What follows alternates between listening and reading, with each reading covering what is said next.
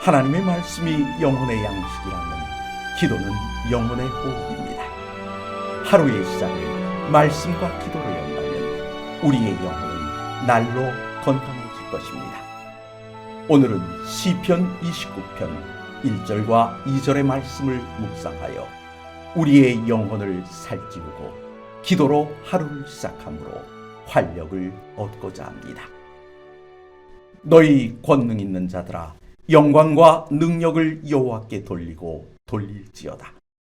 여호와께 그의 이름에 합당한 영광을 돌리며 거룩한 옷을 입고 여호와께 예배할지어다. 본문이 말하는 권능 있는 자들이란 누구입니까? 원문을 직역하면 신의 아들들입니다. 그럼 신의 아들이란 누구를 지칭합니까? 학자들은 여러 가지 견해들을 피력합니다. 하지만 그리스도를 개인의 구세주로 받아들이므로 성도가 되고 나면 그 순간 하나님은 우리의 아버지가 되시며 우리는 그의 자녀가 되니 우리도 그 속에 포함될 수 있습니다. 그렇다면 하나님의 자녀인 우리에게 과연 아버지와 같은 권능이 있습니까? 하나님께서 우리의 간구를 듣고 계시는 한 하나님의 권능은 우리에게 머물게 되니 우리 또한 권능 있는 자가 분명합니다. 그래서 다윗은 하나님의 자녀가 되어 그분의 능력을 입은 우리들에게 영광과 능력을 여호와께 돌리고 돌리라고 하는 것입니다. 하나님의 자녀란 어떤 존재입니까? 이사야 43장 21절에서는 이 백성은 내가 나를 위하여 지었나니 나를 찬송하게 하려 함이니라고 했습니다. 하나님께서 우리를 지으신 목적이 찬송이라는 것입니다. 다시 말해 하나님의 백성, 하나님의 자녀란 하나님을 찬미하는 존재인 것입니다.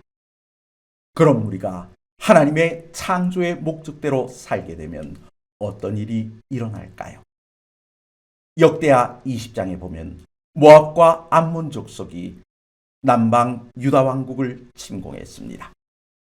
그런데 여호사밧 왕은 선지자의 명령을 따라 군대가 아닌 성가대를 내보냅니다.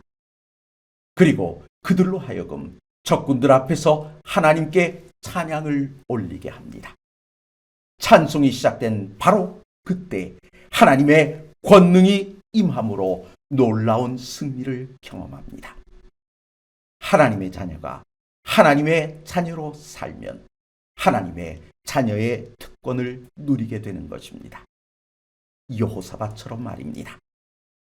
그럼 우리가 하나님의 자녀답게 살기 위해 하나님께 예배하고 찬송을 올리려면 어떻게 해야 할까요?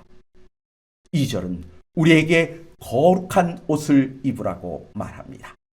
이 말은 문자적으로 구별된 옷을 입으라는 뜻도 되지만 좀 더 넓게 생각하면 하나님을 찬양하고 경배하는 자는 먼저 그 앞에서 거룩해져야 한다는 것을 강조한 것입니다. 말씀과 기도로 하루를 시작하려 하시는 성도 여러분, 우리의 기도가 하나님께 상달되는 것 같지 않아 갈등해 본 적이 있습니까? 만약 그렇다면 자신을 돌아보십시오.